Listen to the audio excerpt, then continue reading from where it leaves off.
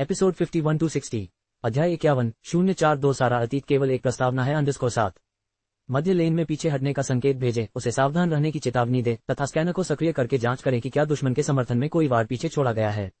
लीजू अपने दिमाग से भी तेज चलता था, एक ठंडी बेसुध मशीन की तरह काम करता था।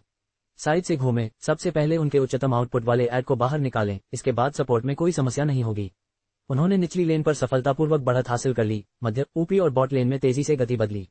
लगातार हमलों, लक्ष्य नियंत्रण और तटस्थ संसाधनों की लूट ने अंततः दुश्मन टीम को अथक दबाव में पूरी तरह से ध्वस्त कर दिया। दुश्मन के नेक्सस के फटने के साथ लीजू ने आसानी से मैच के लिए MVP हासिल कर लिया। हे भगवान, ओल्डली, तुम तो बहुत बड़े जानवर हो। हेडसेट से उसके साथी की आश्चर्यचकित आवाज गूंजी। कोई तो तुम्हें मार्गदर्शन दे रहा था, है ना? वरना तुम्हारी सुस्त प्रवृत्ति के कारण तो तुम बहुत पहले ही चूर चूर हो गए होते। लीजू ने अपना हेडसेट उतार दिया और अचानक ऊपर देखा। वो एक दुबली पतली लड़की थी। उसकी आवाज भी उसके प्रभाव से मेल खा रही थी, शीतल और शांत, चांद की तरह। उसकी आंखें एक पतली धुंध से ढकी हुई लग रही थीं, ठीक उसके सामने, फिर भी उसकी समझ से परे। यदि समय पर मार्गदर्शन न मिलता और उनका भ्रम दूर न होता तो यह मैच एक विनाशकारी हार होती तथा उनके साथ उनके साथी खिलाड़ी भी हार जाते। क्या मैं एक क्षण के लिए आपका कंप्यूटर उधार ले सकता हूँ? लड़की बोलते हुए धीरे से मुस्कुराए। लीजू तुरंत उठ खड़ा हुआ और एक तरफ हट गया, उसका उत्साह बाहर निकल आया। हाँ बिल्कुल। इस समय उसकी आंखों में वह चमक रही थी, एक गुप्त गुरु, जैसे कोई एकांतप्रिय साधु जमीन साफ कर रहा हो। उसने अपने हाथ काले कीबोर्ड पर रखे और तेजी से टाइप करना शुरू कर दिया। उसकी नाजुक और पीली उंगलियां कीबोर्ड के चिकने, सख्त काले रंग से बिल्कुल अलग थीं, जिसने सबका ध्यान अपनी ओर खींचा। जब तक लीजू ने होश संभाला और ऊपर देखा, तब तक कंप्यूटर स्क्रीन जटिल, एक के बाद एक कोड की पंक्तियों से भर चुकी थी। AI analysis of IRFC share price with 98.6% accuracy. PPS stock. Pub future द्वारा विज्ञापन। लीजू की पुतलियां तेजी से सिकुड़ गईं। स्प्रिंग सिटी यूनिवर्सिटी के कंप्यूटर विज्ञान के छात्र के रूप में उन्होंने तुरंत पहचान लिया कि लड़की SQL हमला कर रही थी। बेशक ये सिर्फ पेशेवर शब्दावली थी। आम भाषा में इसका मतलब था लक्ष्य सिस्टम के डेटाबेस को दूषित करने और जानकारी निकालने के लिए कोड डालना। अनधिकृत पहुंच का इस्तेमाल करके उसने प्रतिद्वंद्वी के फायरवॉल को पूरी तरह से दरकिनार कर दिया। उनकी नेटवर्क सुरक्षा अच्छी थी, नियमित रूप से अपडेट किए गए पैच और अवैध प्रवेश के खिलाफ मजबूत पासवर्ड प्रोटोकॉल के साथ। लेकिन स्पष्टतः वह कई कदम आगे थी। उसने पासवर्ड तोड़ने और सिस्टम में सफलतापूर्वक घुसपैठ करने के लिए तेजी से क्रूर बल हमला किया। उसके ऑपरेशन की गति और दोषरहितता ने लीजू को आश्चर्यचकित कर दिया। डेटा निकालने के बाद उसने स्पूफिंग का इस्तेमाल करके एक IP एड्रेस गढ़ा और किसी गुजरते हुए भूत की तरह अपने निशानों को सफलतापूर्वक छिपा लिया। कोई निशान नहीं बचा, मिशन पूरा हुआ। लीजू ने उसे निकाले गए डेटा का विश्लेषण और एक प्रोग्राम के साथ व्यवस्थित करते हुए देखा, फिर उसे भेज दिया। लीजू ने अपने दिमाग में डोमेन नाम पर 2 बार विचार किया। अरे, क्या ये टैक्स ब्यूरो की आधिकारिक वेबसाइट नहीं है? मात्र 10 मिनट के अंतराल में लीजू का दिमाग ऐसा महसूस हुआ जैसे कि वह उलट गया हो। शेन युआन ने हर निशान को साफ कर दिया, उसकी उंगलियां कीबोर्ड से हट गईं। उसने हल्के से लीशू की तरफ देखा। उस हवा भरी निगाहों के नीचे लीशू लगभग घुटनों के बल गिर पड़ा। चिंता मत करो, मैं कभी एक शब्द भी नहीं बोलूंगा। इसके अलावा तुमने जो किया वह न्याय करना था, लीजू ने घबराहट में कहा, निगलते हुए। शेन युआन ने अपने होंठ थोड़े टेढ़े किए। शुक्रिया। इतना कहकर वह उठकर चली गई। गुरुजी, महान गुरुजी, कृपया मुझे अपना शिष्य बना लें। लीजू ने तेजी से उसका पीछा किया। लड़की ने उपेक्षापूर्वक अपना हाथ हिलाया, उसका पतला शरीर स्वाभाविक रूप से लापरवाह और संतुलित था। दिलचस्पी नहीं है। जब तक शेन युआन बैठे तब तक अधिकांश व्यंजन परोसे जा चुके थे। क्यूई बाओतान ने शेन युआन के सामने चॉपस्टिक की एक जोड़ी रखी, जिसे उसने साफ किया था, और धीरे से मुस्कुराते हुए कहा, खाओ। शेन युआन ने चॉपस्टिक उठाए और सहज रूप से क्यूई बाओटन के गाल पर चुटकी काट ली। पब फ्यूचर द्वारा विज्ञापन। पब फ्यूचर विज्ञापन। टेना सर्वश्रेष्ठ है। क्यू बाओतान की मुस्कान और भी मधुर हो गई। उसकी निगाहें कोमल सूर्य की रोशनी से प्रकाशित एक स्पष्ट झरने की तरह थी, इतनी उज्ज्वल और शुद्ध कि समय के माध्यम से विस्मय हो। शेन युआन ने मन ही मन आह भरी। दूर के इतिहास में इस प्यारी और दयालु लड़की का जीवन 18 साल की उम्र में ही समाप्त हो गया था। उसका नाम पूरी तरह से कलंकित हो चुका था। उसकी दुर्दशा का कोई बदला नहीं लिया जा सका था। टेना, तुम मुस्कुराते हुए सबसे खूबसूरत लगती हो। तुम्हें ज्यादा बार मुस्कुराना चाहिए, ठीक है? चूंकि उसकी जान बच गई थी, इसलिए शेन युआन ने अपने शेष जीवन में उसकी चमकदार मुस्कान की रक्षा करने की कसम खाई। क्यू बाओतान की आंखें और भी अधिक चमक उठी। उसके गालों पर गड्ढे और भी गहरे हो गए तथा उसकी मुस्कान सचमुच चकाचौंध कर देने वाली थी। जियांग हान ने हल्की खांसी की। खाना ठंडा हो रहा है, खा लो। इन दोनों ने क्या उन्हें उसकी उपस्थिति का पता भी नहीं चला। तीनों ने खुशी खुशी अपना लंच खाया। जियांग हान सबसे पहले खाना खत्म करके बिल चुकाने चला गया। जब वह वापस लौटा तो उसने शेन युआन को आश्चर्य से देखा। उसने कहा कि तुम उसके मालिक हो और हमारी मेज का शुल्क माफ कर दिया। शेन युआन को मुफ्त चीजें लेने की आदत नहीं थी और न ही जल्दी से शिष्य बनाने की। वो बस पैसे देने के लिए अपना फोन निकालने ही वाली थी। जियांग हान ने तुरंत कहा, मैंने चुपके से पैसे भाग्यशाली बिल्ली की मूर्ति के नीचे छोड़ दिए। आपकी तरह मैं भी मुफ्त में नहीं खाता। शेन युआन ने अपना फोन जेब में रख लिया। लगता है मुझे तुम दोनों को जल्द ही एक और तोहफा देना होगा। जियांग हान के होंठ थोड़े ऊपर की ओर मुड़ गए और फिर पूरी तरह मुस्कुराने लगे। चलो चलें, मैं तुम्हें ऑफिस तक छोड़ दूंगा। मास्टर, क्या मैं आपका वीचेट जोड़ सकता हूँ? चिंता न करें, मैं वादा करता हूं कि मैं आपको परेशान नहीं करूंगा, लीजू ने सावधानी से पूछा और विनती करते हुए उससे बात की। शेन युआन ने उनकी ईमानदार निगाहों से मुलाकात की और नर्म रुख अपनाते हुए जाने से पहले उन्हें वीचेट पर जोड़ने पर सहमति जताई। जियांग हान और क्यू बाओतान उत्सुक थे, लेकिन उन्होंने आगे कुछ नहीं पूछा। लीजू ने शेन युआन के वीचेट खाते की जांच एक अनमोल खजाने की तरह की। उनका प्रोफाइल चित्र एक साधारण सूर्यास्त का चित्र था, कोई रचना नहीं। ऐसा प्रतीत होता है कि इसे आकस्मिक रूप से लिया गया था, फिर भी इसमें एक सहज आकर्षण था। उसके मोमेंट्स का बैकग्राउंड खाली था और यहाँ तक कि उसका बायो भी खाली था। मधुमेह हमेशा के लिए खत्म हो जाएगा। सोने से पहले करें ये काम। AI analysis of VDL share price with 98.6% accuracy. अरे बाप रे, क्या मास्टर ने उसे ब्लॉक कर दिया? वरना वो उसके मोमेंट्स पर पोस्ट की गई कोई भी चीज क्यों नहीं देख पा रहा था? या शायद उसने कुछ भी पोस्ट नहीं किया। लीशू ने सोचा कि दूसरा जवाब ही सबसे तार्किक होगा। आखिरकार ये गुरु के आभामंडल के बिल्कुल अनुकूल था। लीजू, समाचार देखो, गोल्ड स्पून के साथ कुछ हुआ है। गोल्ड स्पून के साथ वर्षों तक संपर्क में रहने के कारण लीजू को इसकी प्रतिष्ठा के बारे में अच्छी तरह से पता था। उसने टेलीविजन की ओर देखा, जिस पर एक जरूरी समाचार प्रसारण शुरू हो गया था। कुछ ही समय पहले गोल्ड स्पून पर कर चोरी के आरोप में जांच चल रही थी। उनके कानूनी प्रतिनिधि जिनयू को प्रशासनिक हिरासत में ले लिया गया था। स्क्रीन पर दिखाया गया कि जिनयू को अपमानजनक तरीके से पुलिस की गाड़ी में घसीटा जा रहा है। गोल्ड स्पून के एक समय के सम्मानित नेता, जिन्हें युवावस्था में खाद्य उद्योग का राजकुमार कहा जाता था, अब पूरी तरह से जर्जर हो चुके थे। लीजू बहुत आश्चर्यचकित था। अचानक उसे सारी बातें मालिक द्वारा कुछ क्षण पहले किए गए असाधारण ऑपरेशन से जुड़ गईं। अरे, मास्टर ने गोल्ड स्पून की वित्तीय प्रणाली को हैक कर लिया। लंच में लगने वाले समय में उसने स्प्रिंग सिटी के सबसे बड़े पाक कला ब्रांडों में से एक को ध्वस्त कर दिया। अगर उसने ये सब अपनी आंखों से न देखा होता तो लीशू को लगता कि यह सब कोरी कल्पना है।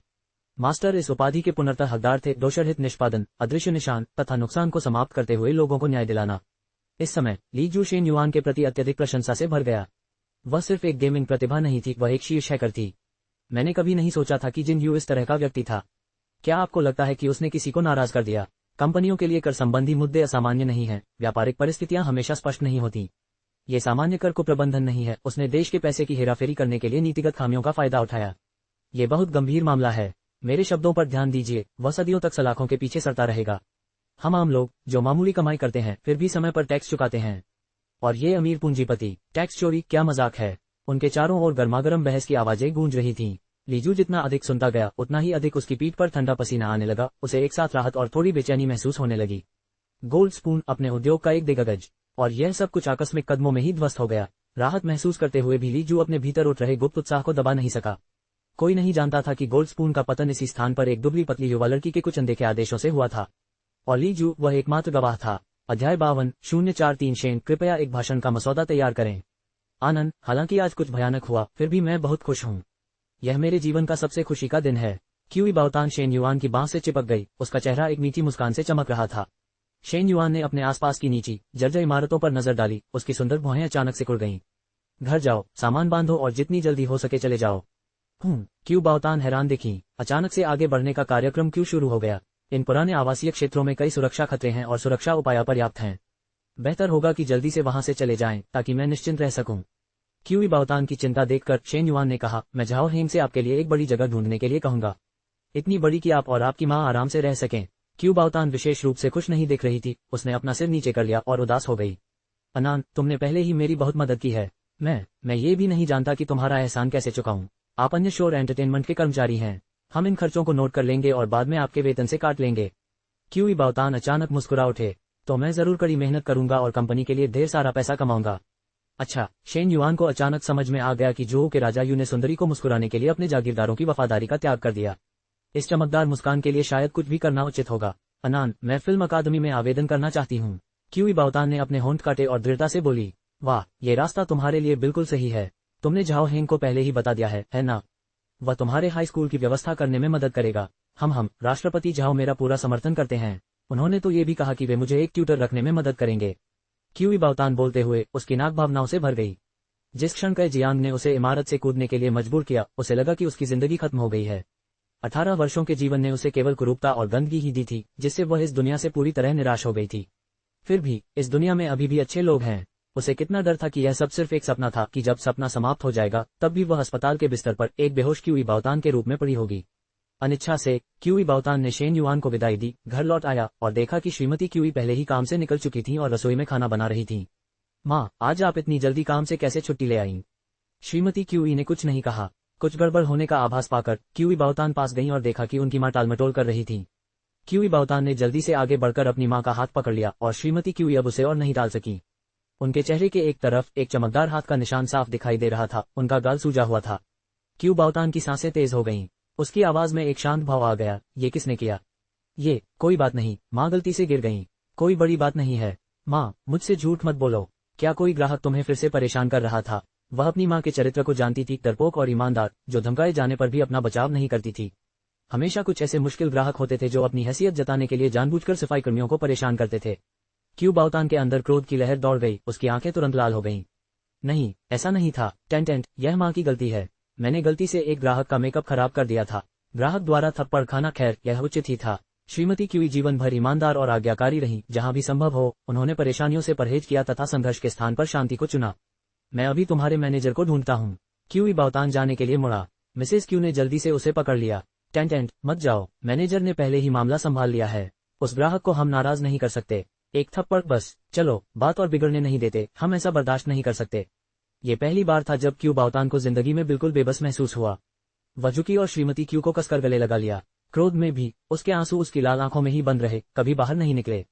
उसकी चमकदार क्रिस्टलीय पुतलियों में एक अडिग दृढ़ संकल्प चमक रहा था। वह पहले कभी इतनी मजबूत नहीं बनना चाहती थी जितनी अब बनना चाहती है। क्यूई बाओतान ने फ्रिज से एक आइस पैक लिया और उसे धीरे से श्रीमती क्यूई के सूजे हुए चेहरे पर लगाया। अपनी माँ के पास बैठकर उसने अपना सिर नीचे किया और एक छोटे से चांदी के बर्तन से खेलने लगी। माँ, क्या आपको अभी भी याद है कि आपने मुझे बताया था कि जब मैं छोटी थी तो एक ताओवादी ने मेरा भविष्य बताया था? श्रीमती क्यूई लगातार इस बात को उठाती रहती थी।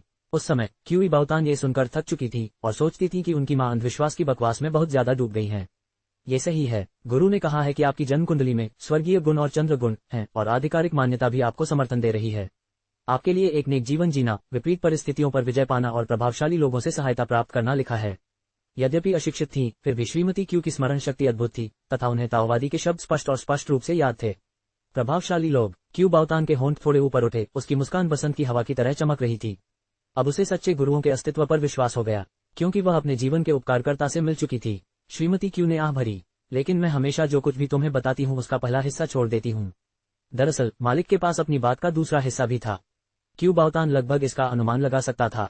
यदि प्रभावशाली लोगों का सामना नहीं किया गया, भाग्य का भयंकर टकराव हुआ तथा 7 हत्याएं स्वयं पर आक्रमण करने लगी, तो आपदा प्रबल हो जाएगी और परिणाम असमय मृत्यु हो सकती है। अध्याय 53 043 शेन, कृपया एक भाषण का मसौदा तैयार करें _ 2। जैसे जैसे श्रीमती क्यू बोलती गई, उनका स्वर भारी होता गया। क्यूई बाओतान ने आह भरी, सौभाग्य से मुझे कोई ऐसा व्यक्ति मिला जिसने मेरी मदद की। अल्पविराम। जियांग हान बिस्तर पर करवटें बदलता रहा। हर बार जब वह आंखें बंद करता तो लड़की के हाव भाव और मुस्कुराहटें उसके मन में उभर आती। देर रात तक संघर्ष करने के बाद जियांग हान उठा, सिर साफ करने के लिए अपने चेहरे पर ठंडे पानी के छींटे मारे और गिटार हाथ में लेकर बजाना शुरू करने के लिए बालकनी में चला गया। यह एक उच्च स्तरीय अपार्टमेंट था जिसमें प्रति मंजिल एक इकाई थी जो गोपनीयता और उच्चतम सुरक्षा दोनों प्रदान करता था। झाओ हेंग के अनुसार पूरी इमारत उनकी कंपनी ने खरीद ली थी। जैसे जैसे कंपनी का विस्तार हुआ, ज्यादा कर्मचारियों को आवास की जरूरत पड़ी और यह व्यवस्था प्रबंधन के लिए ज्यादा सुविधाजनक थी। चूंकि जियांग हान संगीत में थे, इसलिए उनके कमरे में विशेष रूप से ध्वनिरोधी शीशे और शोर कम करने वाले उपकरण लगाए गए थे। इसके अलावा उन्हें सबसे ऊपरी मंजिल पर रखा गया था, जहां छत पर बने बरामदे को उनके निजी अभ्यास स्थल के रूप में पुनर्निर्मित किया गया था। तो जियांग हान व्यावहारिक रूप से अपने कमरे में बुलडोजर चला सकता था और किसी को परवाह नहीं होती थी। कंपनी ने अपने नए एल्बम के निर्माण के लिए एक शीर्ष स्तरीय निर्माता को नियुक्त किया था। यह विशेष गीत मुख्य एकल था जो उन अनगिनत देर रातों से उपजा था जब बेचैन आत्माओं को कोई सुकून नहीं मिलता था। अशांति, बेचैनी और जीवन के अर्थ की खोज। चेतना की धारा का एक स्पर्श। पारंपरिक संगीत मानदंडों को चुनौती देते हुए इसने जियांग हान की जागृत आत्म जागरूकता की शुरुआत को चिन्हित किया, एक संगीतकार के रूप में उनकी अद्वितीय भावना और प्रतिभा को प्रदर्शित किया। संगीत निर्माता डेविड ने इसे सुनने के बाद सच्ची प्रशंसा की, यहाँ तक कि बहुत प्रशंसा भी की, तथा जियांग हान को संगीत जगत में अवतरित होने वाला एक दिव्य प्रतिभाशाली सितारा बताया। इस एल्बम के रिलीज होने से धीरे धीरे पतन की ओर अग्रसर चीनी संगीत परिदृश्य में सनसनी पैदा होने की संभावना थी। जियांग हान के लिए इन पुरस्कारों का कोई खास मतलब नहीं था। उसे बस अपने काम से प्यार था और वह सहज रूप से उसमें लगा रहता था। जैसे ही वह बजा, धुन अचानक बदल गई। जियांग हान ने अपनी प्रवृत्ति का अनुसरण करते हुए शांत रात्रि में जंगली घास की तरह भावनाओं के जंगली विकास के आगे आत्मसमर्पण कर दिया।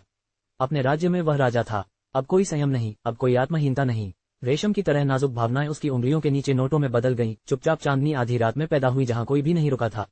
अल्पविराम। उस रात गोल्डन स्पून इंटरनेट पर सबसे बड़ा ट्रेंडिंग विषय बन गया। न केवल कर चोरी जैसे गंभीर उल्लंघनों के लिए इसे उजागर किया गया, बल्कि कुछ ब्लॉगर्स ने यह भी खुलासा किया कि गोल्डन स्पून ने अपने भोजन में निषिद्ध सामग्री का उपयोग किया था और सेवा संबंधी प्रमुख विफलताएं की थीं। जैसा कि कहावत है, जब दीवार टूटती है तो हर कोई धक्का देता है, तथा प्रतिस्पर्धियों द्वारा आग को हवा देने के कारण प्रतिष्ठित गोल्डन स्पून ब्रांड रातों रात ध्वस्त हो गया। फिशरमैन्स जॉय को भी इसमें शामिल किया गया, जिसके कारण बुकिंग रद्द करने की संख्या में वृद्धि हुई तथा ऑनलाइन खराब समीक्षाओं की बाढ़ आ गई। जिन यू की गिरफ्तारी के बाद जिन परिवार ने आपातकालीन PR प्रतिक्रिया शुरू की, लेकिन स्थिति को संभालने के लिए बहुत देर हो चुकी थी। जिन हुई सीनियर द्वारा कड़ी मेहनत से बनाया गया स्वर्णिम ब्रांड उनके निधन के 1 वर्ष के भीतर ही धूमिल हो गया। यदि बूढ़े व्यक्ति को परलोक के बारे में पता होता तो आश्चर्य होता कि क्या वह अपने सबसे छोटे बेटे को वहां खींचकर डांटता। वह छोटा बदमाश, उसने किसका अपमान किया कि जिन परिवार पर ऐसी विपत्ति लाए। वर्तमान में जिन परिवार का मुखिया जिन यू का बड़ा भाई जिन जो था। जब वह बूढ़ा जीवित था तो वह अपने सबसे छोटे बेटे पर बहुत ज्यादा लाड़ प्यार करता था, जिसके कारण बड़े और दूसरे बेटों ने उसके खिलाफ अपनी पूरी ताकत झोंक दी, फिर भी हार गए, जिससे सबसे छोटा बेटा आसानी से कंपनी पर कब्जा कर लेता था। किसी को उम्मीद नहीं थी कि 1 साल बाद ही वह कंपनी को बर्बाद कर देगा। अंदर ही अंदर इन दोनों भाइयों को एक प्रकार की प्रतिशोधात्मक संतुष्टि महसूस हो रही थी। बुजुर्ग, ये वही बेटा है जिस पर तुमने पक्षपात किया था। इसे देखो, ये परिवार की विरासत को मिट्टी में मिलाने वाला है।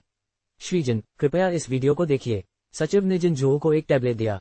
ये कल दोपहर फिशरमैन जॉय के प्रवेश द्वार पर घटित हुई घटना का फुटेज था। वीडियो शुरू में ऑनलाइन काफी लोकप्रिय हुआ था, लेकिन बाद में किसी कारणवश उसे अचानक हटा दिया गया। सचिव ने उसे वापस पाने के लिए काफी प्रयास किए थे। वह युवती कौन है? जिन जो को लगभग पूरा यकीन था कि जिन परिवार पर आए हर आपदा इसी युवती के कारण आई थी। वह दूसरी पीढ़ी के अभिमानी और अयोग्य उत्तराधिकारी जिन यू से कहीं अधिक चतुर था और एक महत्वपूर्ण सत्य को गहराई से समझता था। आप लोगों का आकलन उनके दिखावे से नहीं कर सकते। इस लड़की में खंडित जानकारी से कुछ ही पलों में सच्चाई का सबसे करीबी संस्करण निकालने की अद्भुत असाधारण क्षमता थी। उसकी कुशलता और बुद्धि वाकई चौंकाने वाली थी। ऐसा व्यक्ति शायद ही साधारण हो। इस बार जिन यू ने सचमुच जिन परिवार को संकट में डाल दिया था। इससे भी अधिक निराशाजनक बात यह थी कि उन्हें उस लड़की की पहचान या पृष्ठभूमि के बारे में कोई जानकारी नहीं थी, जिससे उनके पास स्थिति को सुधारने का कोई रास्ता नहीं बचा। सचिव ने वीडियो में क्यूई बाओतान के पीछे खड़ी लड़की की ओर इशारा करते हुए कहा, कल स्टार एंटरटेनमेंट के प्रमुख शेयरधारक कई जियांग के मामले की सुनवाई दूसरी अदालत में हुई और उन्हें 20 साल की जेल की सजा सुनाई गई। ये लड़की वादी है, इसका नाम क्यूई बाओतान है। इस समय वह ऑनलाइन ट्रेन कर रही है। जिन जोंग ने तेजी से हौंकते हुए कहा। अध्याय 54:043 शेन, कृपया भाषण का प्रारूप तैयार करें। _3 कई जियांग उसे जानता था, उसने पहले भी उसके साथ एक ही खाने की मेज पर गिलास टकराए थे। यह आदमी एक अनुभवी, अच्छी पहुंच वाला ऐसा आदमी था जिसके बारे में आप कभी नहीं सोचेंगे कि उसे दोषी ठहराया जाएगा। लेकिन वह लड़की कौन थी जिसके साथ वह है?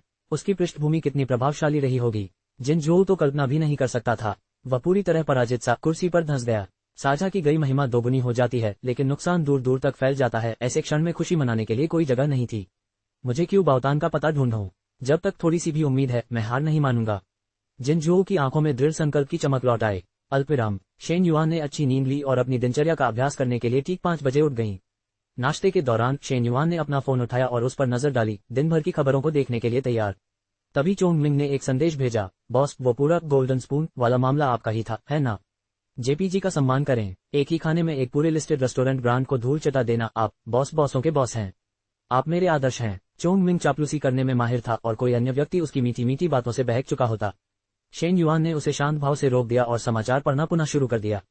समाचारों में उनकी रुचि हर क्षेत्र में थी। मनोरंजन, वित्त, समाज के नाश्ते के दौरान सतर्क बने रहने का उनका तरीका था। काम खत्म करने के बाद शेन युआन ने साफ सफाई की और बाहर जाने के लिए तैयार हो गया। आज वह तान एर को घर बदलने में मदद कर रही थी, फिर झाओ हेंग को जानकारी देने के लिए कंपनी में रुकी। जैसे ही वह बाहर निकली, उसे एक अपरिचित नंबर से कॉल आया। क्या ये शेन युआन है? बोला जा रहा है। नमस्ते, मैं लान्या हाई स्कूल में शैक्षणिक मामलों का निदेशक हूँ। मेरा उपनाम शेन है। नमस्ते, शिक्षक शेन। शेन युआन ने दरवाजा बंद किया और लिफ्ट की ओर चल दिया। शेन, बात यह है, स्कूल वर्ष शुरू होने वाला है, इसलिए उद्घाटन समारोह में नए छात्र प्रतिनिधि का भाषण होगा। मुझे नहीं लगता कि इस भूमिका के लिए तुमसे बेहतर कोई और हो सकता है। शेन युआन एक क्षण के लिए रुक गया। क्या इसे अस्वीकार करना संभव है? वह कभी भी इस तरह की चीजों के लिए सुर्खियों में आने में दिलचस्पी नहीं रखती थी। वह ये नहीं जानती थी कि कितने नए छात्र इस अवसर के लिए इतनी मेहनत करेंगे। ये पूर्ण योग्यता, प्रतिष्ठा और स्थिति का प्रतिनिधित्व करता है, जो एक शानदार 3 साल की यात्रा का मार्ग प्रशस्त करता है। आओ शेन, तुम मिडिल स्कूल की परीक्षा में सबसे ज्यादा अंक लाने वाले छात्र थे, प्रांतीय और नगरपालिका के आदर्श छात्र थे और यागुआन छात्रवृत्ति की शुरुआत से लगातार 8 साल तक इसे पाने वाले एकमात्र छात्र थे। तुम्हारे जितना योग्य कोई और नहीं है। इसके अलावा छात्र प्रतिनिधियों को भाषण के लिए अकादमिक अंक मिलते हैं। लान्या ग्रुप के स्कूल अपनी छात्रवृत्ति के लिए अंक प्रणाली पर काम करते थे। योग्यता के लिए पर्याप्त अंक अर्जित करना आवश्यक था, लेकिन छात्रवृत्ति पाने का यह एकमात्र तरीका नहीं था। शेन युआन ने अपने जूनियर हाई स्कूल में उत्कृष्ट ग्रेड के साथ यागुआन छात्रवृत्ति हासिल की थी। हालांकि हाई स्कूल में स्थिति बदल सकती है। अपनी प्रवेश दर को बढ़ाने के लिए लान्या ग्रुप ने देश भर से शीर्ष प्रदर्शन करने वाले छात्रों की भर्ती के लिए भारी खर्च किया था, जिनमें से कई शेन युआन यहाँ तक कि प्रांतीय या नगरपालिका परीक्षा चैंपियन के समान प्रतिभाशाली थे। किंगजो शिक्षा जगत का एक केंद्र था और लान्या ग्रुप बेजोड़ था। अपनी प्रतिष्ठा बनाए रखने के लिए इसने शीर्ष स्तर की प्रतिभाओं को इकट्ठा करने के लिए हर संभव प्रयास किया था। इसका मतलब यह था कि शेन युआन की हाई स्कूल में अपनी महान स्थिति को बनाए रखने की क्षमता निश्चित नहीं थी। फिर भी समूह द्वारा पोषित एक घरेलू सफलता के रूप में शेन युआन निस्संदेह एक प्रमुख व्यक्ति थी जिन्हें वे आगे बढ़ाने की योजना बना रहे थे। उन्हें नए प्रतिनिधि के रूप में चुनना समूह के रुख का संकेत था। जब तक शेन युआन गलती नहीं करती तब तक समूह की स्टार छात्रा के रूप में उसका भविष्य सुनिश्चित था। ठीक है शिक्षक शेन, मैं भाषण सावधानीपूर्वक तैयार करूंगा। उसकी सहमति प्राप्त करने के बाद शेन हुआइलू संतुष्ट होकर मुस्कुराया। वह जानते थे कि कोई भी छात्र छात्रवृत्ति के आकर्षण का विरोध नहीं कर सकता। आखिरकार लान्या ग्रुप ने बहुत ज्यादा पेशकश की थी। आप क्या कर सकते हैं, पैसा बोलता है। उसे जो पता था उसके अनुसार शेन युआन के माता पिता दोनों मर चुके थे और उसका परिवार गरीबी में जी रहा था। वह फिलहाल अपने चाचा के साथ रहती थी और उसकी चाची बेहद कठोर स्वभाव की थी। किसी और के घर में रहना अच्छा नहीं लगता था। शेन युआन समझदार और बुद्धिमान थी। वह स्वाभाविक रूप से जानती थी कि सही चुनाव कैसे करना है। शिक्षक शेन को यह नहीं पता था कि शेन युआन को लगता था कि वह कुछ ज्यादा ही बोल रहे हैं। शेन के शब्दों का इस्तेमाल इतना अनोखा है। उसने प्राथमिक विद्यालय में एक लेखन प्रतियोगिता में प्रथम पुरस्कार भी जीता था। मुझे उसके भाषण की गुणवत्ता पर कोई संदेह नहीं है। फिर भी बेहतर होगा कि बड़े दिन से पहले शिक्षकों से उसकी समीक्षा करवा ली जाए। शेन युआन लिफ्ट से बाहर निकलने के लिए तैयार थी, तभी उनकी नजर अचानक एक परिचित व्यक्ति पर पड़ी। समझ गया गुरुजी, कुछ समस्या आ गई है इसलिए मुझे अब फोन रखना होगा। शेन युआन ने अपना फोन जेब में रखा और उस व्यक्ति के पीछे पीछे हॉल के पार मानक लिफ्ट में चली गई। क्यूई बाओतान अपने विचारों में खोई हुई थी और उसने अपने पीछे शेन युआन को भी नहीं देखा। अध्याय 55:043 शेन, कृपया भाषण ड्राफ्ट तैयार करें _4। लिफ्ट 12वीं मंजिल पर रुकी और क्यू बाओतान बाहर निकला। मुझे माफ करना, सचमुच माफ करना। मैं इसे तुम्हारे लिए साफ कर दूं, ठीक है। ये कपड़े हाथ से धोने के लिए नहीं हैं। बस मुझे पैसे दे दो। चूंकि मैंने इन्हें पहले ही पहन लिया है इसलिए मैं तुम्हें छूट दूंगा। 8,000 रुपये काफी होंगे। क्या 8,000? ये तो बहुत महंगा है। हाँ, सच में एक देहाती आदमी है जिसे फैशन के बारे में कुछ नहीं पता। क्या तुम्हें पता भी है कि ये एक अंतर्राष्ट्रीय लग्जरी ब्रांड है? इसकी असली कीमत 18,000 है। मुझे तुम पर तरस आ रहा है। मैंने पहले ही तुम्हारा काफी पैसा बचा लिया है, वरना मैं अभी तुम्हारी मैनेजर को फोन करके उससे पैसे वसूल करवाता। नहीं नहीं नहीं, मैनेजर को मत बुलाओ। महिला की आवाज घबराहट से भरी थी। क्यूई बाओतान ने यह दृश्य देखा और उसके फेफड़े लगभग फटने ही वाले थे। वह तेजी से आगे बढ़ी, अपनी डरी हुई मां को अपने पीछे खींच लिया, भौहें सिकोड़ ली और दृढ़ता से खड़ी हो गई। तुम बहुत आगे बढ़ गए हो। ये तो सरासर जबरन वसूली है। टेंटेंट, तुम यहाँ क्या कर रहे हो? वापस जाओ। ये ऐसी बात नहीं है जिसे तुम सुलझा सको। श्रीमती क्यू ने बेचैनी से उसका हाथ खींचा। क्यूई बाओतान ने गहरी सांस ली, अपनी मां की हरकतों को रोका और शांति से कहा, मां, क्या कल उसी ने आपको मारा था? श्रीमती क्यू अचानक चुप हो गईं। क्यू बाओतान को एक पल में सब कुछ समझ आ गया। जब तियान वेई ने देखा कि लगभग उसकी ही उम्र की एक और लड़की अचानक उस पर जबरन वसूली का आरोप लगाते हुए उसकी ओर दौड़ी आ रही है तो वह एक पल के लिए घबरा गई। फिर जब उसने लड़की को उस महिला को मां कहते सुना तो वह फिर से मुस्कुराने लगी। लड़की के चेहरे को स्पष्ट रूप से देखने के बाद तियान वेई की निगाहें कड़ी हो गईं। वह बिल्कुल आश्चर्यजनक थी। दुर्भाग्यवश, चाहे वह कितनी भी सुंदर क्यों न हो, वह अभी भी एक सफाईकर्मी महिला की बेटी ही थी, एक महत्वहीन व्यक्ति। तियान वेई ने अपनी ठुड्डी को थोड़ा सा झुकाया। उसके चेहरे पर घमंड और तिरस्कार भरा भाव था। तुम्हारी मां ने कल मेरे सौंदर्य प्रसाधन तोड़ दिए और आज मेरे कपड़े खराब कर दिए। मुझे हुए आर्थिक नुकसान की भरपाई करना उनका कर्तव्य है, वरना मैं पुलिस को बुला लूंगी। आम लोग पुलिस बुलाने की बात सुनकर डर जाते हैं, मुसीबत से बचने के लिए पैसे देना बेहतर समझते हैं। वह उस सफाई वाली को अच्छी तरह जानती थी। जब उसका सुपरवाइजर उसे डांटता था तो वह आवाज तक नहीं निकालती थी, बिल्कुल डरपोक। क्या वह सचमुच किसी ग्राहक के सामने खड़ी होने की हिम्मत कर पाती? क्यू बाओतान ने कपड़े को पकड़ लिया और ध्यान से उसकी जांच की। हालांकि वह अमीर नहीं थी, उसने पहले अंशकालिक काम किया था और उसकी अवलोकन क्षमता निखर गई थी। अपनी बुद्धिमत्ता और सीखने की इच्छाशक्ति के साथ, हालांकि वह विलासिता की वस्तुओं की विशेषज्ञ नहीं थी, फिर भी वह असली वस्तुओं में लगभग अंतर पहचान लेती थी। तियान वेई की आंखों में तिरस्कार झलक रहा था। मुझे यकीन है कि तुम्हारे सारे कपड़ों की कुल कीमत भी इस एक कपड़े के बराबर नहीं होगी। दिखावा बंद करो। उसने क्यूई बाओटन के जर्जर परिधान को देखा, शायद उसे इस ब्रांड का नाम भी नहीं पता होगा। क्यूई बाओतान ने वाशिंग लेबल को पलटा और ठंडे स्वर में कहा, जीआई कपड़ों के लिए वाशिंग लेबल पर विशिष्ट वर्णमाला कोड छपे होते हैं जिनमें स्पष्ट और नाजुक शब्द होते हैं। इसमें प्रयुक्त स्याही एक पेटेंट तकनीक पर आधारित होती है। ये धुलती नहीं है और विशिष्ट प्रकाश कोनों पर इंद्रधनुषी रंग प्रदर्शित करती है। उसने गलियारे की रोशनी में लेबल पकड़ा और ठंडे स्वर में कहा, दुर्भाग्य से यह नकली है। मैं तुम्हारे खिलाफ जबरन वसूली की रिपोर्ट दर्ज कराऊंगी। तियान वेई एक क्षण के लिए चौंक गई। उसे उम्मीद नहीं थी कि उसमें वास्तव में ऐसी समझ होगी। लेकिन तियान वेई फिर मुस्कुराया। सिर्फ इसलिए कि तुम कह रहे हो कि यह नकली है, यह नकली है। मैं तो यही कहूंगा कि तुमने इसे बदल दिया है। तुम चाहे जितना भी तर्क करो, इसकी कीमत तो तुम्हें चुकानी ही पड़ेगी। क्यू बाओतान ने अपना फोन निकाला और पुलिस को फोन करने के लिए तैयार हो गई। तियान वेई की पुतलियां सिकुड़ गईं। अगर तुमने पुलिस को बुलाने की हिम्मत की तो मैं ये सुनिश्चित कर दूंगा कि तुम्हारी मां इस होटल में अपनी नौकरी न रख पाए। मुझे यकीन है तुम्हें पता भी नहीं होगा, मेरा एक दोस्त जी परिवार का रिश्तेदार है। तुम्हें पता है कि स्प्रिंग सिटी में जी परिवार किस तरह की ताकत का प्रतिनिधित्व करता है ना? क्या तुम मुझसे लड़ते रहना चाहते हो? क्यू बाओतान ने उसकी तरफ देखा। क्या तुमने खबर नहीं देखी? जी बेचुन तो पहले ही जेल में है। तुम्हें क्या लगता है कि वह अब भी तुम्हारे जैसे लोगों की परवाह करता है? तियान वेई का गला रुंध गया। मरता हुआ ऊंट भी घोड़े से बड़ा होता है। फिर भी वह ऐसा व्यक्ति नहीं है जिसे उकसाया जा सके। मुर्गे के पंख को ऐसे लहरा रहे हो जैसे वह कोई कमांड स्टिक हो। तुम अपने आप को क्या समझते हो? बिना किसी हिचकिचाहट के क्यू बाओटन ने 110 डायल किया। ये देखकर कि वह गंभीर थी, तियान वेई ने हाथ बढ़ाया और फोन छीन लिया। तुम सब क्या कर रहे हो? श्रीमती क्यूई ने जब नवागंतुक को देखा तो घबरा गई। मैनेजर ली, इस सफाई वाली ने मेरे कपड़े खराब कर दिए और कबूल भी नहीं किया। फिर उसने और उसकी बेटी ने मिलकर मुझे धमकाया। क्या आपके होटल में मेहमानों के साथ ऐसा ही व्यवहार होता है? मैं आप सबके खिलाफ शिकायत दर्ज कराने जा रही हूँ। मिस्टर जी इसे बिल्कुल बर्दाश्त नहीं करेंगे। मैनेजर ली अपने चेहरे पर अप्रिय भाव लिए हुए आए। पहले तो उन्होंने तियान वेई के सामने झुककर क्षमा मांगी, फिर श्रीमती क्यूई को कड़ाई से फटकार लगाए। मैनेजर ली, वह स्पष्ट रूप से मेरी मां से पैसे ऐंठने के लिए एक नकली दस्तावेज का इस्तेमाल कर रही है। आप स्थिति को समझे बिना मेरी मां को कैसे दोषी ठहरा सकते हैं? तुम्हारी हिम्मत कैसे हुई? मिस तियान, जी परिवार की एक प्रतिष्ठित अतिथि हैं। अपने अस्त व्यस्त कपड़ों पर ध्यान दो। आखिर ऐसी क्या चीज है जो कोई तुमसे जबरदस्ती वसूलेगा? जल्दी करो और मिस तियान से माफी मांगो। तियान वेई आत्मसंतुष्टि से भरा हुआ था। क्यूई बाओतान की आंखें लाल हो गईं, लेकिन उसने जिद से अपने होंठ काट लिए। मैं उससे कभी माफी नहीं मांगूंगी। अध्याय 56-043 शेन, कृपया भाषण का प्रारूप तैयार करें _5।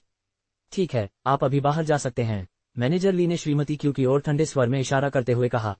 श्रीमती क्यू के होंठ हल्के से हिले। उन्होंने क्यू बाओतान की ओर देखा, जो दुखी लेकिन जिद्दी लग रहा था और बेबसी से आह भरी। समझ गया, मैं तुरंत इस्तीफा दे दूंगा। जाने से पहले मिस तियान के कपड़ों का भुगतान कर दो। तियान वेई ने जोर देकर कहा। 8000 युआन। मैनेजर ली की पलकें हल्की सी झपकीं। सख्त भाव से उन्होंने कहा, जल्दी करो, मुझे धक्का मत दो। शायद दरवाजे पर शोर बहुत तेज हो गया था। कमरे के अंदर से एक धुंधली, नींद भरी महिला की आवाज सुनाई दी। सुबह सुबह इतना शोर क्यों है? क्या लोग अब सो नहीं सकते? मैनेजर ली अचानक उन्मत्त दिखे। तियान वेई का तीखा स्वर गायब हो गया और उसकी जगह चापलूसी और खुशामद भरी आवाज ने ले ली। किकी, ये काम जल्दी ही निपट जाएगा, तुम वापस सो सकती हो। ये कहने के बाद उसने दरवाजा बंद कर दिया ताकि अंदर बैठी लड़की को कोई आवाज अंदर न आने पाए। मैनेजर ली ने अपनी जीभ चिटकाए। यह मिस तियान इतनी घमंडी, और क्या ये कमरे में मौजूद मिस लुओ की वजह से नहीं था? वह अक्सर जी परिवार की कुलमाता द्वारा आयोजित एक अतिथि होती थी। हालांकि जी बेचुन मुसीबत में पड़ गया था, जी शियाओ अभी भी आसपास ही था। भूखा ऊंट घोड़े से बड़ा होता है, उसे उकसाने की जरूरत तो बिल्कुल नहीं है। जी परिवार को नाराज करने से बचने के लिए मैनेजर ली के पास एक निम्न सफाई कर्मचारी की बलि देने के अलावा कोई विकल्प नहीं था।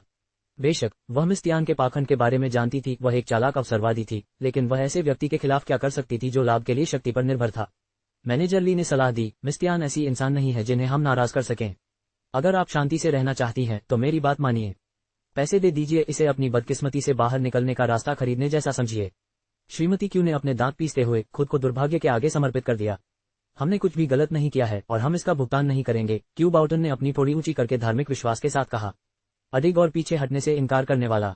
तियान वेई ने उसकी अवज्ञा को देखा और व्यंग्यात्मक लहजे में कहा, मैनेजर ली, तो मुझे माफ करना। मैं बस किसी से मिस्टर जी को फोन करवाकर स्थिति समझा दूंगा। मिस्टर जी ऐसे व्यक्ति नहीं है जो जरा सी भी बकवास बर्दाश्त करें। मैनेजर ली घबरा गए और उन्होंने क्वी बाओतान को कड़ी फटकार लगाई, चुप रहो, यहाँ बहुत चहल पहल है। इस गतिरोध के बीच में एक मधुर आवाज आई जिसमें हल्के मनोरंजन का भाव था। क्यूई बाओटन एक पल के लिए ठिठक गया, ये सोचकर कि उसने ये कल्पना की है, और जल्दी से अपना सिर घुमा लिया। जैसे ही उसने शेन युआन को आते देखा, उसके होंठ दुख से सिकुड़ गए। तियान वेई ने सहजता से आंखें सिकोड़ ली जब उसने देखा कि कौन आया है। उसने उस महिला को स्पष्ट रूप से पहचाना, कुछ दिन पहले लिफ्ट में उनकी मुलाकात हुई थी। मैनेजर ली ने तुरंत उसे पहचान लिया और दौड़कर उसके पास पहुंचे। उनका व्यवहार विनम्र और सम्मानजनक था। मिस शेन, आप यहाँ क्यों हैं? इस युवती ने 2 महीने के लिए प्रेसिडेंशियल स्वीट बुक कर रखा था। वह होटल की एक बड़ी ग्राहक थी और रिसेप्शन के अनुसार उसने तियानलू बैंक का सुप्रीम कार्ड इस्तेमाल किया था। जाहिर है कोई महत्वपूर्ण व्यक्ति। मैनेजर की प्रतिक्रिया से हैरान होकर तियान वेई ने भौहें चढ़ाईं। शेन युआन क्यूई बाओटन के पास गई और उसके सिर पर धीरे से हाथ रखकर थपथपाया। फिर से धमकाया जा रहा है ना? आनंद। क्यू बाओतान बड़ी मुश्किल से अपने आंसू रोक पाया, उन्हें दबाने की पूरी कोशिश कर रहा था। मैनेजर ली की पुतलियां थोड़ी हिल गईं, उन्हें उम्मीद नहीं थी कि जोली की बेटी वास्तव में इस रहस्यमय मिस शेन को जानती होगी। तियान वेई ने हल्के से उपहास किया, अब क्या? अतिरिक्त सैनिक बुला रहे हैं। मैं आपको बता दूं, भले ही आप राजा को यहाँ ले आएं, फिर भी आपकी मां को मेरे कपड़ों को नुकसान पहुंचाने के लिए मुझे मुआवजा देना होगा। शेन युआन ने लापरवाही से अपना हाथ उठाया और तियान वेई को अचानक अपने अंगूठे के तले में दर्द और सुन्नता महसूस हुई। अगले ही पल उसके हाथ में पकड़ा हुआ फोन शेन युआन के हाथ में आ गिरा। तुमने मुझ पर हाथ उठाने की हिम्मत की। शेन युआन ने फोन वापस क्यूई बाओटन को दे दिया और ऊपर देखते हुए उसकी निगाहें शांत थीं और उसने कहा, क्या मैंने तुम्हें छुआ था?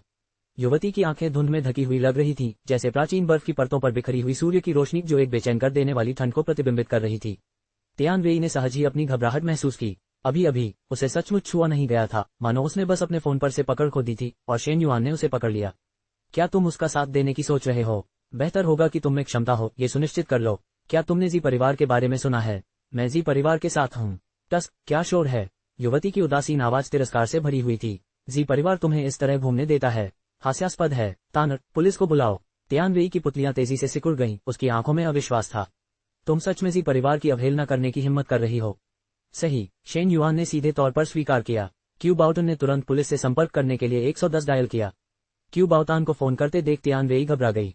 उसने अपनी हिम्मत तो बरकरार रखी, लेकिन मैनेजर ली से मदद मांगी और उस पर दबाव बनाने की कोशिश की। मैनेजर ली, क्या आप वाकई इस मामले को बढ़ाना चाहते हैं? अगर यह बात बाहर आ गई तो होटल पर इसका असर जरूर पड़ेगा। मैनेजर ली मन ही मन बड़बड़ाए, क्या यही तो नहीं थी जो पहले पुलिस बुलाने की धमकी दे रही थी? अब जब पुलिस से संपर्क किया जा रहा है तो वह अचानक डर गई है। अकादमी पुरस्कार विजेता भी उसके जैसा दिखावा नहीं कर सकते। अध्याय 57-043 शेन, कृपया भाषण का प्रारूप तैयार करें _6। मन ही मन कोसते हुए उसने फिर भी खुद को मजबूर किया और कहा, मिस तियान, आप मिस्टर जी को फोन करके उन्हें स्थिति क्यों नहीं समझाती? मिस शेन और मिस्टर जी में से कौन ज्यादा मजबूत है? क्या यह उनके मिलते ही साफ नहीं हो जाएगा?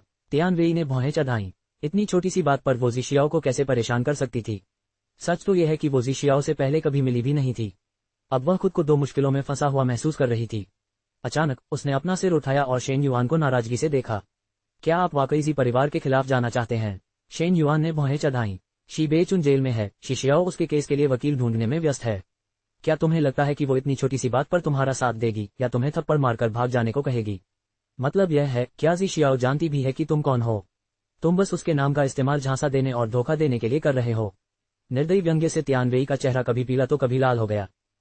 शायद मुझे रेडियंट एंटरटेनमेंट को फोन करना चाहिए। मैं उनकी पीआर निदेशक लव किंग से पूछूंगा कि क्या वह आपको जानती हैं, और अगर आप ऑनलाइन धोखाधड़ी के लिए ट्रेन करते हैं तो मैं उन्हें पहले से ही पीआर प्रतिक्रिया तैयार रखने की याद दिला दूंगा। ये कहते हुए उसने अपना फोन उठाया और डायल करने के लिए तैयार हो गई। आप रेडियंट एंटरटेनमेंट के पीआर निदेशक को कैसे जान सकते हैं? मैनेजर ली ने अपनी पलकें थोड़ी ऊपर उठाई और जिज्ञासा से शेन युआन की ओर देखा। रेडियंट एंटरटेनमेंट की पीआर निदेशक का वास्तविक नाम लव किंग था, जो जी शियाओ की अत्यधिक विश्वसनीय थी तथा एक असाधारण रूप से सक्षम और दुर्जय महिला थी। इतनी सहजता से अपना नाम लेने से यह स्पष्ट हो गया कि मिस शेन कोई साधारण व्यक्ति नहीं थी। ऐसा लग रहा था कि इस बार तियान वेई सचमुच एक गतिरोध पर पहुंच गया था। उसी समय कमरे का दरवाजा अचानक अंदर से खुल गया और लुओ युन की साफ सुथरे कपड़े पहने दरवाजे के पास खड़ी दिखाई दी। वह थोड़ा सा भौचक्की हुई और धीरे से बोली, क्या हो रहा है? वास्तव में वह काफी समय से दरवाजे के पीछे से बातें सुन रही थी और उसने अधिकांश स्थिति को समझ लिया था। तियान वेई की हरकतों ने उसके लिए मुसीबत खड़ी कर दी थी। उसकी हिम्मत कैसे हुई कि उसने मामले को इतना बिगाड़ दिया कि लव किंग घबरा गया। अगर लवी किंग को पता चल गया तो जी शियाओ को भी अनिवार्य रूप से सूचित किया जाएगा। वह अच्छी तरह जानती थी कि जी शियाओ हाल ही में जी बेचुन के केस में व्यस्त होने के कारण बहुत बुरे मूड में थी। अगर जी शियाओ की दोस्त उसके लिए इस तरह की मुसीबत लेकर आए तो उसका चेहरा बिल्कुल भी अच्छा नहीं लगेगा। हो सकता है कि वह एल्डर मैडम जेड के साथ कड़ी मेहनत से कमाया हुआ अपना प्यार भी गंवा दे। इस प्रकार उसके पास आगे आकर स्थिति को और बिगड़ने से रोकने के अलावा कोई विकल्प नहीं था। कि उन्होंने मेरी पोशाक खराब कर दी और फिर इतनी हिम्मत की कि मामला पलट दिया और पुलिस बुलाने की धमकी दी। तुम्हें मेरे लिए खड़ा होना होगा। तियान वेई की आवाज बोलते बोलते धीमी हो गई। वह लुओ युनकी की आंखों में बर्फीले सुई जैसे तीखे भाव साफ देख सकती थी जब वह उसे देख रहा था। तियान वेई, मुझे हमेशा लगता था कि तुम थोड़े घमंडी हो। मैंने कभी नहीं सोचा था कि तुम इस तरह की जबरन वसूली पर उतर जाओगे। तुमने मुझे सचमुच निराश किया है। तियान वेई ने डर के मारे लुओ युनकी की बांह पकड़ ली। वह समझ नहीं पा रहा था कि वह अचानक से क्यों प्रतिकूल हो गई थी। लुओ युनकी ने अपना हाथ झटक दिया, आगे बढ़ी और शेन युआन के सामने रुक गई। उसका परिष्कृत चेहरा अपराधबोध से भरा हुआ था। मुझे बहुत खेद है, मेरी लापरवाही के कारण मेरी मित्र अपनी सीमाओं के प्रति कुछ अधिक ही अनभिज्ञ रही है, जिससे आपको और आपके मित्रों को असुविधा हुई है। फिर उसने तियान वेई की ओर देखा, अब माफी मांगो। तियान वेई ने अपने होंठ काटे और अनिच्छा से माफी मांगी। शेन युआन ने अपनी बाहें उठाई। उसकी निगाहें उसके सामने खड़ी युवती के नाजुक चेहरे पर टिकी थीं। फोन कॉल कभी नहीं किया गया। मिस शेन, आपके दोस्तों को हुई भावनात्मक परेशानी के लिए मैं मुआवजा दूंगा। मेरे दोस्त, उसने बेबसी के भाव से कहा। उसे पता है कि वह गलत थी। शायद इस बार आप दिल खोलकर उसे छोड़ दें और उदारता दिखाएं। अगर उसका कोई आपराधिक रिकॉर्ड बन गया तो उसकी जिंदगी बर्बाद हो जाएगी, और वह भी इतनी छोटी है। लुओ युनकी को पता था कि अगर मामला पुलिस तक पहुंच गया तो तियान वेई निस्संदेह दोषी होगा। उसका वह पहनावा नकली के अलावा कुछ नहीं था। यदि विरोधी पक्ष पीछे हटने से इनकार कर देता तो तियान वेई पर अनिवार्य रूप से जबरन वसूली का आरोप लगाया जाता। जी परिवार पर भरोसा नहीं किया जा सकता था और स्प्रिंग सिटी में उसकी मदद करने के लिए कोई रिश्तेदार भी नहीं था। ऐसा लग रहा था कि तियान वेई सचमुच एक रिकॉर्ड के साथ जाने के खतरे में थी। वह ये काम तियान वेई की मदद के लिए नहीं कर रही थी, वह ये काम अपने लिए कर रही थी। क्यू बाउटन ने व्यंग्य किया, वह इसकी हकदार है। शेन युआन हल्के से मुस्कुराए, हर किसी को अपने कर्मों की कीमत चुकानी पड़ती है।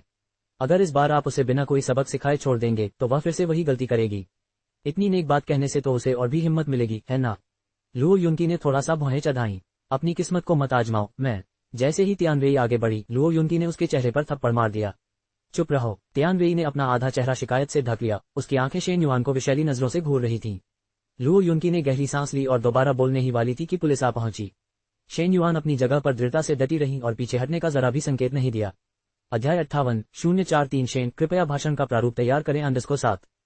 फिर पूरे समूह को पुलिस स्टेशन ले जाया गया। मामले की रिपोर्टिंग करने वाली क्यू बाओतान ने अपना बयान दिया। पुलिस को स्थिति समझ में आने के बाद उन्हें जाने दिया गया।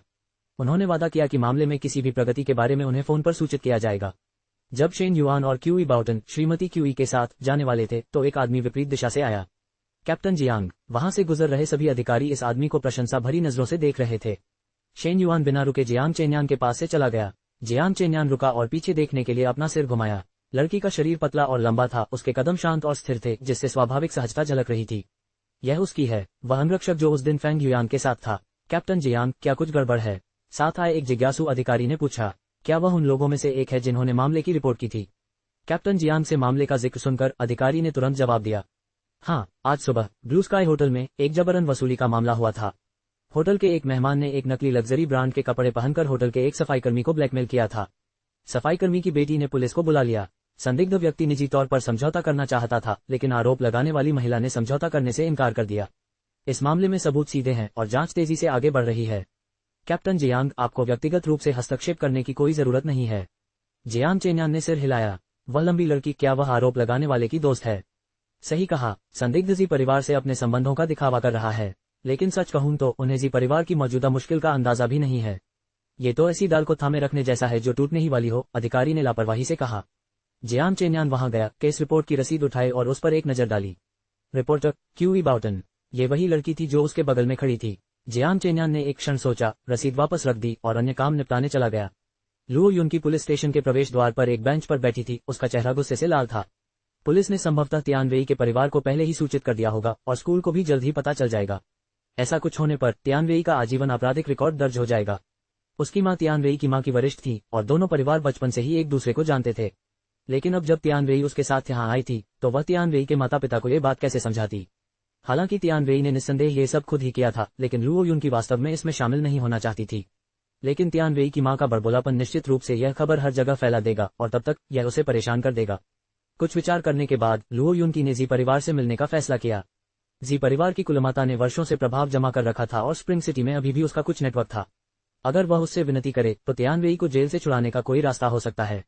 हालांकि इस तरह के काम के लिए उसने जो संबंध बड़ी मेहनत से बनाए थे, उनका लाभ उठाने के विचार मात्र से ही लुओ युनकी को क्रोध से खून की उल्टी होने लगी। वह तियानवेई पर बहुत क्रोधित थी और उसे स्प्रिंग सिटी में लाने पर बहुत पछतावा कर रही थी। तभी उसने शेन युआन और 2 अन्य लोगों को अपना बयान दर्ज कराने के बाद पुलिस स्टेशन से बाहर निकलते देखा। लुओ युनकी उदास भाव से शेन युआन को घूर रही थी। इससे पहले कि अन्य लोग उसे देख पाते, लुओ युनकी ने एक टैक्सी रोकी और उसमें बैठ गई। क्यूई बाओतान ने कुछ चिंता के साथ कहा, अनन, क्या तुम्हें यकीन है कि यह ठीक है? अगर जी परिवार वास्तव में इसमें शामिल हो जाता है तो क्या इससे तुम्हें परेशानी होगी? शेन युआन ने भौहें चढ़ाई। ऐसा नहीं होगा, मैं तुम्हें घर ले जाऊंगा। मैंने पहले सोचा था कि आज ही तुम्हें घर ले जाने में मदद करूंगा, लेकिन आंटी को डर लग गया है। चलो आज छुट्टी लेते हैं और कल ही घर चलते हैं। हटो। जब से ये लड़की सामने आई है, जोली को ऐसा लग रहा है जैसे उसके दिमाग का CPU ओवरलोड पर चल रहा है। माँ, अनन मेरी दोस्त है। उसने मुझे एक नई कंपनी के साथ अनुबंध करने में भी मदद की। कंपनी मेरे लिए बहुत अच्छी रही है। उन्हें लगा कि मेरा वर्तमान घर सुरक्षित नहीं है और उन्होंने मुझे एक नया अपार्टमेंट किराए पर लेने में मदद की। हम कल ही वहां शिफ्ट हो सकते हैं। कितनी विचारशील कंपनी है, टेंटेंट। तुम सचमुच अच्छे लोगों से मिले हो। अनान, आपका बहुत बहुत धन्यवाद। जोली, जिसने पूरी जिंदगी ईमानदारी से जी थी, नहीं चाहती थी कि उसकी बेटी और तकलीफ झेले।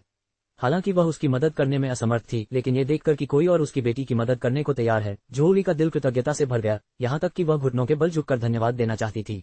शेन युआन ने उसे तुरंत रोका। आंटी, तान एर मेरी दोस्त है। ऐसी औपचारिकताओं की कोई जरूरत नहीं है। जोली ने अपने आंसू पोंछे। ठीक है। आनंद, क्या मैं तुम्हें आनंद कह सकता हूँ? शेन युआन ने धीरे से मुस्कुराते हुए कहा, जरूर। मेरे पास देने के लिए ज्यादा कुछ नहीं है, लेकिन मैं खाना बनाने में बहुत अच्छी हूँ।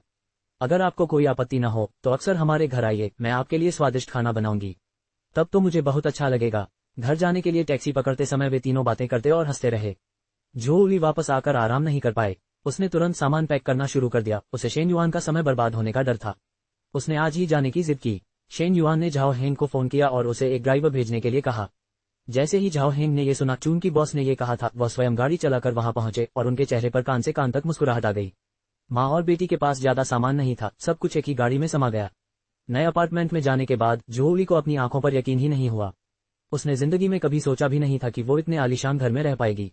अध्याय 59:043 शेन, कृपया भाषण का प्रारूप तैयार करें _8।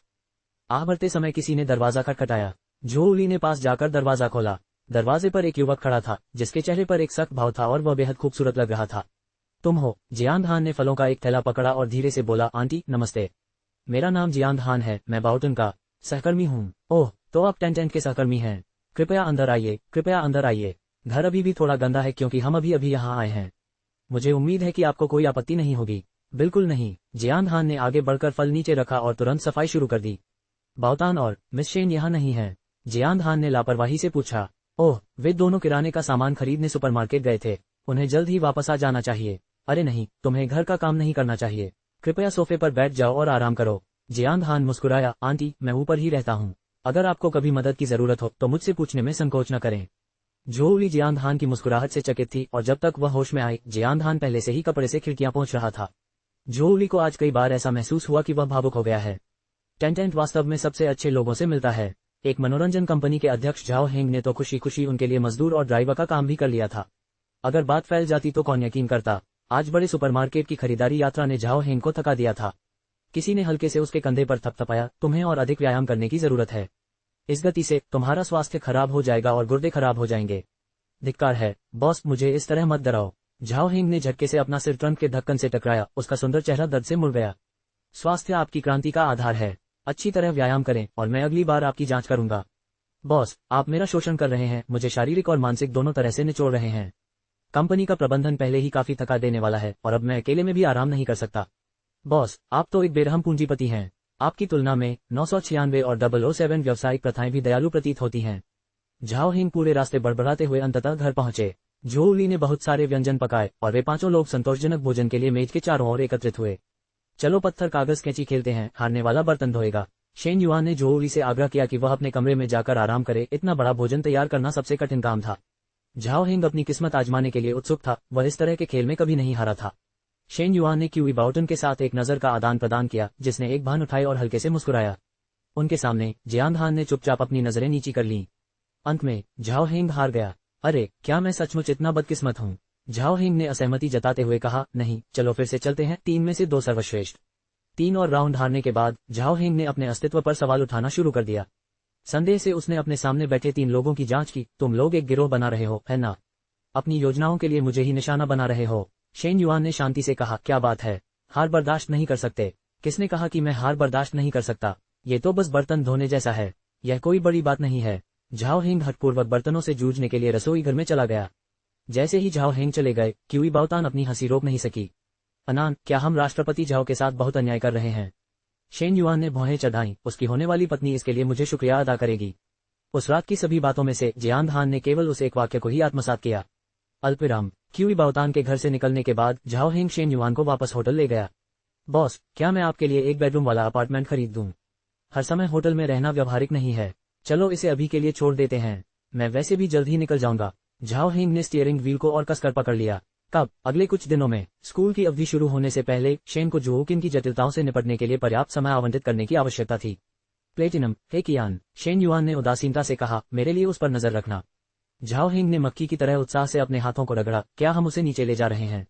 शेन युआन ने अपनी नजरें अपने फोन पर टिका दी। होटल वापस आकर जैसे ही शेन युआन लॉबी में दाखिल हुई, उसकी नजर लाउंज एरिया में एक जानी पहचानी सी शख्स पर पड़ी। जैसे ही उस शख्स ने उसे देखा, वह अचानक उठ खड़ा हुआ। शेन युआन ने उसे एक ठंडी नजर से देखा और लिफ्ट में कदम रखा। वह आदमी कुछ देर तक हिचकिचाया, फिर जल्दी से उसके पीछे अंदर चला गया। बंद ऊपर की ओर बढ़ते स्थान में वातावरण शांत और घुटन भरा लग रहा था। लंबे आदमी ने आदरपूर्वक अपना सिर नीचे कर लिया, उसका व्यवहार विनम्र था। अधीनस्थ जियाओ लांग आपको नमस्कार करते हैं, गुरु। अध्याय 60:044 यह सचमुच पाप है, पहला अद्यतन। मिस क्यू, क्या आप मुझे किसी से परिचय कराने में मदद कर सकती हैं? क्यूई बाउतान ने खुद को पूरी तरह से असहाय महसूस किया। यह आदमी एक चिपचिपे प्लास्टर की तरह था जिसे वह हिला नहीं सकती थी। आज सुबह सुबह वह अपने पुराने घर में थोड़ा सा सफाई करने के लिए लौटी। जैसे ही वह पड़ोस के प्रवेश द्वार पर पहुंची, एक आदमी अचानक सामने आया, खुद को गोल्डन स्पून का अध्यक्ष बताते हुए उससे उस युवती से मिलवाने के लिए कहा जो पिछले दिनों फिशरमैन्स जॉय के प्रवेश द्वार पर उसके साथ थी। बेशक क्यूई बाओतान को पता था कि वह शेन युआन का जिक्र कर रहा था। वह ये भी समझ गई कि उस दिन के बाद जिन्यू को गिरफ्तार कर लिया गया था। गोल्डन स्पून एक बड़े संकट में फंस गया था और जब कंपनी डूब गई तो हर कोई उसे लात मारने के लिए तैयार था। पतन इसमें केवल एक क्षण का समय लगा था। क्यू बाओतान को गहराई से पता था कि अनान ने कुछ किया होगा। ये जिन्यू से कहीं अधिक चतुर लग रहा था। एक तरफ हट जाओ वरना मैं पुलिस बुला लूंगा। क्यू बाओतान कभी भी अजनबियों को अनान का ठिकाना नहीं बताएगा। कौन जानता था कि यह आदमी बदला लेने आया है। मिस क्यू, कृपया आपको मुझ पर भरोसा करना होगा। मेरा कोई बुरा इरादा नहीं है। मैं बस उस महिला से मिलना चाहता हूं और सच्चे दिल से माफी मांगना चाहता हूं। अगर आप इसमें मेरी मदद कर सकें तो मैं आपकी दयालुता को जीवन भर याद रखूंगा, चाहे उसके शब्द कितने भी विश्वसनीय क्यों न लग रहे हों। क्यूई बाओतान ने एक भी शब्द पर विश्वास नहीं किया। जिन्जू हताश हो गया। ये देखकर कि वह उससे दूर जाने वाली है, उसने सहज ही क्यूई बाओतान का हाथ पकड़ लिया। गोल्डन स्पून के प्रति जनता की राय बेहद नकारात्मक थी। इसके शेयर की कीमत रोजाना गिरकर बंद होने की ओर बढ़ रही थी। अगर यही हाल रहा तो गोल्डन स्पून पूरी तरह से बंद हो जाएगा। तुम क्या कर रहे हो? क्यूई बाओतान उसकी दृष्टता से चौंक गई और एक भयभीत पक्षी की तरह प्रतिक्रिया व्यक्त की। उसकी सुंदर भौहें तेजी से उठी। उसके सुंदर चेहरे की स्पष्टता अब एक गहरे पीलेपन से खराब हो गई। कई जियान के बाद से ही उसके मन में पुरुषों के शारीरिक संपर्क के प्रति गहरी घृणा विकसित हो गई थी तथा वह इसे पूरी तरह से घृणित मानती थी। बिना किसी हिचकिचाहट के क्यूई बाओटन ने अपने हाथ में कैनवास बैग जिन्जू के चेहरे पर घुमाया। जिन्जू चिंतित और क्रोधित था, लेकिन उसने जवाबी कार्रवाई करने की हिम्मत नहीं की। वह मूर्ख नहीं था। अगर उसने उसके खिलाफ कुछ करने की हिम्मत की तो न सिर्फ गोल्डन स्पून बल्कि उसका हश्र भी निस्संदेह जिन्यू से भी बदतर होगा। उसे मारने के बाद क्यूई बाओतान मुड़ी और भाग गई। वह तब तक भागती रही जब तक उसकी सांस फूल नहीं गई और धड़कन को शांत करने के लिए उसने अपनी छाती पकड़ ली। एक बार जब उसकी सांसें स्थिर हो गईं, तो उसने चुपके से पीछे मुड़कर देखा। जिन्जू कहीं दिखाई नहीं दे रहा था। क्यूई बाओतान ने राहत की सांस ली और फिर से प्रस्थान करने लगी। दीवार के दूसरी ओर जिन्जू दीवार के सहारे झुक गया। वह हिलने से भी डर रहा था। उसकी गर्दन एक काले चेहरे और उभरी हुई मांसपेशियों वाले व्यक्ति की बांह से जकड़ी हुई थी। उस क्षण पहले जिन्जू ने लगभग महसूस किया था कि उसकी आत्मा उसके शरीर को छोड़ रही है। बड़े भाई, आपने अभी खुद देखा, मैंने मिस क्यू के साथ सम्मान से व्यवहार किया। क्या आप मुझे जाने देंगे ताकि मैं अपनी बात समझा सकूं? पता चला कि क्यू बाओतान का एक अंगरक्षक चुपके से पीछा कर रहा था। अच्छा हुआ कि उसने पहले बल प्रयोग नहीं किया। आदमी के खाली हाथ ने लापरवाही से एक नंबर डायल किया। जिन्जू ने अभी अभी मिस क्यूई का सामना किया है। बोलते समय उसकी नजरें जिन्जू पर टिकी रहीं। जिन्जू ने एक इंच भी हिलने की हिम्मत नहीं की। उसे ऐसा लग रहा था कि यह आदमी उसी लड़की से बात कर रहा है जिसे वह ढूंढ रहा था। लिलियू ने फोन रख दिया, जिन्जू को छोड़ दिया और पीछे हट गए। जिन्जू ने राहत की सांस ली और अपनी कड़ी गर्दन को रगड़ा। ब्लू स्काई होटल, 17वीं मंजिल पर स्थित कैफे। बेहतर होगा कि आप 7:30 बजे से पहले पहुंच जाएं। इसके साथ ही वह आदमी गायब हो गया। जिन्जू एक पल के लिए हिचकिचाया, फिर अचानक बाहर निकला और सड़क के किनारे भाग गया। उन्होंने अपने ड्राइवर को तुरंत वहां से चले जाने का निर्देश दिया। चालक ने 120 मील प्रति घंटे की रफ्तार से गाड़ी चलाई और रास्ते में कई लाल बत्तियां पार की। जिन्जू को इसकी परवाह नहीं थी। बढ़ती चिंता के कारण उसकी नजरें बार बार उसके फोन पर टिकी रहती थीं। केवल 15 मिनट बचे थे। सौभाग्यवश वह 7:25 तक ब्लू स्काई होटल के प्रवेश द्वार पर पहुंच गया। जिन्जू कार से बाहर कूद गया और होटल की लॉबी में घुस गया। अचानक वह दौड़ते हुए बीच में ही रुक गया और अपना सिर घुमाकर देखने लगा। एक आदमी बगल के दरवाजे से बाहर निकल रहा था। वह लंबा व्यक्ति थोड़ा परिचित सा लग रहा था। जिन्जू ने आंखें सिकुड़ी। यह उस अंगरक्षक जैसा दिखता था जो हमेशा जिन्यू के पास मंडराता रहता था। जिन्यू की गिरफ्तारी के बाद अंगरक्षक गायब हो गया था, लेकिन स्थिति इतनी गंभीर थी कि जिन्जू इस पर ज्यादा देर नहीं लगा सका। वह तेज कदमों से लिफ्ट में घुस गया। 17वीं मंजिल पर स्थित कैफे को शानदार ढंग से सजाया गया था। इसकी शांत सेटिंग पियानो की मधुर धुन से परिपूर्ण थी, जिससे सुबह का माहौल काव्यात्मक भव्यता से परिपूर्ण था। फर्श से छत तक की खिड़कियों के पार हलचल भरा आधुनिक शहर पूरी तरह से दिखाई दे रहा था। नारंगी सूर्योदय पूर्वी क्षितिज से धीरे धीरे ऊपर उठ रहा था तथा अपनी रोशनी को दुनिया पर स्वतंत्र रूप से और उदारतापूर्वक बिखेर रहा था। एक लड़की खिड़की के पास वाली मेज पर बैठी थी। उसकी आकृति सुबह की रोशनी में नहाई हुई थी, पतली और नाजुक, एक सुंदर तेल चित्र की तरह समृद्धि और बारीकियों से भरी हुई। विशाल कैफे खामोश और खाली था। उस पर नजर डालने पर सिर्फ अकेली बैठी लड़की ही दिखाई दी। जिन्जू ने अनजाने में अपने कदम धीमे कर लिए। जैसे ही वह उसके पास पहुंचा, उसे परेशान करने के डर से उसकी नसें खिंच गईं। जैसे ही वह पास पहुंचा, उसने देखा कि लड़की का नाश्ता पहले ही खत्म हो चुका था। उसने रुमाल निकाला था और आराम से अपनी उंगलियां पोंछ रही थी, जबकि उसके पास एक वित्तीय अखबार रखा था। आगे की कहानी सुनाने के लिए वी एम स्टोरी वर्ल्ड को सब्सक्राइब करो।